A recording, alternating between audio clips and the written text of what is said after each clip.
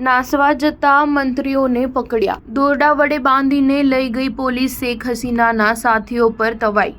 બાંગ્લાદેશના પૂર્વ વડાપ્રધાન શેખ હસીનાના રોકાણ બાબતોના સલાહકાર સલમાન એફ રહેમાન અને પૂર્વ કાયદા મંત્રી પ્રધાન અનીસુલ હકની ઢાકાના સદરઘાટથી ભાગતી વખતે ધરપકડ કરવામાં આવી હતી। સૌથી ચોંકાવનારી વાત એ છે કે તેમને ગુનેગારોની જેમ દોરડાથી બાંધવામાં આવ્યા હતા અને 1 કલાકમાં જ તેમના પર ડબલ મર્ડરનો આરોપ મુકાયો હતો। બાંગ્લાદેશમાં હિન્દુઓની સર્વોચ્ચ સંસ્થાએ જણાવ્યું હતું કે 5 ઓગસ્ટે શેખ હસીનાની આગેવાની હેઠળની સરકારના પતન પછી લઘુમતી હિન્દુ સમુદાયને 48 જિલ્લામાં 278 સ્થળોએ હુમલા અને ધમકીઓનો સામનો કરવો પડ્યો હતો। સર્વોચ્ચ સંસ્થાએ તેને હિન્દુ ધર્મ પર હુમલો ગણાવ્યો હતો। બાંગ્લાદેશ નેશનલ હિન્દુ ગ્રાન્ડ એલાયન્સના સભ્યોએ પણ તાજેતરના દિવસોમાં હુમલામાં થયેલા વધારા તરફ ધ્યાન દોર્યું અને કહ્યું કે આ દેશમાં અમારો પણ અધિકાર છે, અમારો જન્મ અહીં થયો છે।